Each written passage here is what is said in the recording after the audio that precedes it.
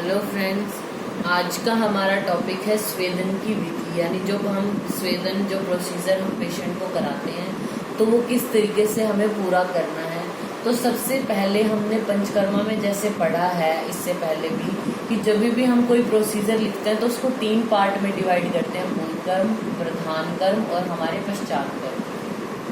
तो सबसे पहले हम पूर्व कर्म की बात करते हैं। पूर्व कर्म में सबसे पहले हमने संभार संग्रह करना है, यानी जो आवश्यक उपकरण या सामग्री हैं उनको इकट्ठा करके रखना है। तो सबसे पहले हमें स्वेदन यंत्र हैं, जो वातनाशक तेल है। जब हम स्वेदन करा रहे हैं तो सबसे पहले पेशेंट को स्नेहन भी कराएंगे यानी अभ्यंग कराएंगे, तो वातनाशक तेल, वस्त्र, नेत्र बंधन पट्टिका, बर्तन, उष्ण जल पात्र हमारे पास होना चाहिए।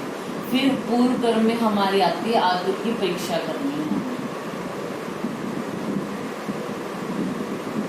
आतुर की हमें परीक्षा करनी है। सबसे पहले उसका चयन करना है, मतलब वो स्वेदन के योग्य है या अयोग्य है। तो आप यहाँ पे स्वेदन के योग्य अयोग्य 2-4 पॉइंट डाल सकते हैं कि किनको करा सकते हैं और किनको नहीं करा सकते।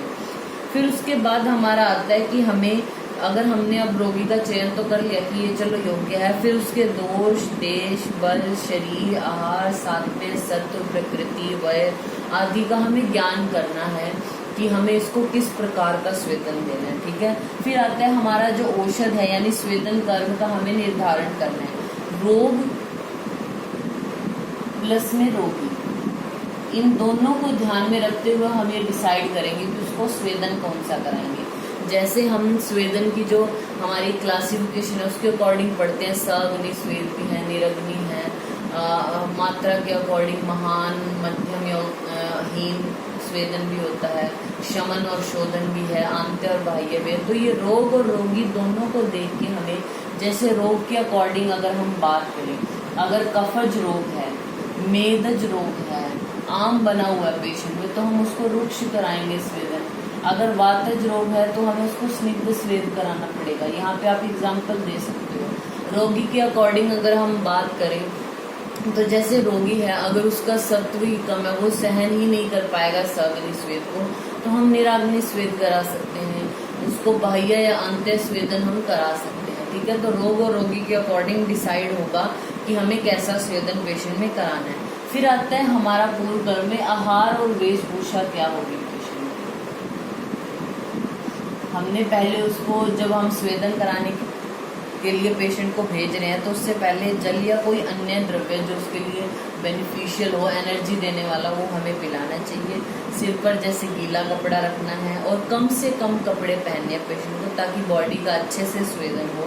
उसका मनोबल बढ़ाना है, पूरी प्रोसेस के बारे में उसको अच्छे से बताना है। और रोगी का जैसे टेम्परेचर, बीपी, पल्स, रेस्पिरेशन क्या है, ये सारा हमें लिख के रखना है। जो वाइटल्स है उनको रिकॉर्ड करना है। तो ये हमारा सारा आता है पूर्व कर्म में। अब हम बात करते हैं प्रधान कर्म की। जो भी हमने रोग या रोगी के अकॉर्डिंग विधि हमने डिसाइड की है उससे हमें स्वेद कराना है। यानी प्रधान कर्म में पहला पॉइंट है हमारा स्वेदावचर, यानी जो हमने स्वेद डिस्कस किया है, जैसे मतलब कंक्लूड किया है कि हमें स्निग्ध स्वेद कराना है इसमें। तो स्निग्ध स्वेद के लिए कोई भी विधि आप, चाहे वो शंकर के अकॉर्डिंग करा रहे हो या पोटली स्वेद, जैसे भी आप कर रहे हो, तो स्वेदावचारण यानी जो हमें स्वेदन की विधि है वो हमें पेशेंट में करानी है।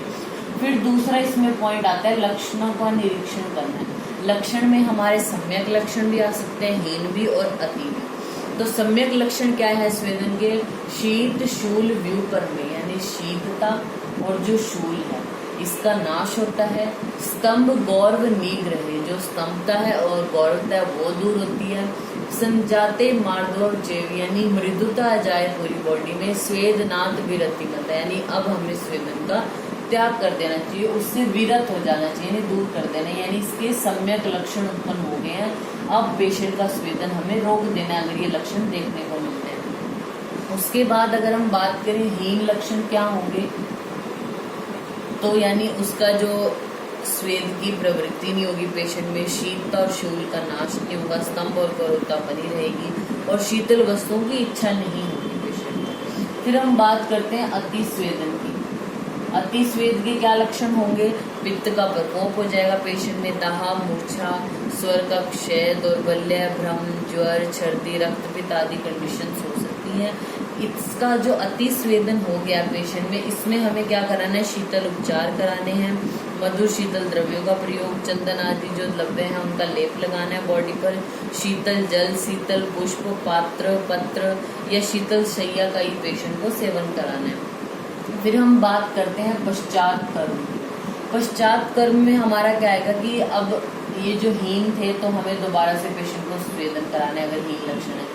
अति का भी हमने ट्रीटमेंट कर लिया। अति में हम जो ग्रीष्म ऋतुचर्या उसका पालन भी हमें करना होता है, तो अति का भी हमने ट्रीट कर लिया उसको। तो पश्चात कर्म क्या हुए? अब हमें पेशेंट को पथ्य अपथ्य आदि की जानकारी देनी है और जो उपद्रव अगर उत्पन्न हो गया उनका ट्रीटमेंट करना है। तो सबसे पहले रोगी को निर्देश क्या दोगे आप कि उसको खुले स्थान पर नहीं जाना, शीतल जल से स्नान नहीं करना, और जैसे ही पेशेंट की स्वेदन विधि खत्म हुई तो उसके बॉडी को जो साफ हमारा टॉवल है उससे साफ करके उसको कुछ टाइम के लिए विश्राम करने देना है और फिर सुखोष्ण जल से स्नान कराना है।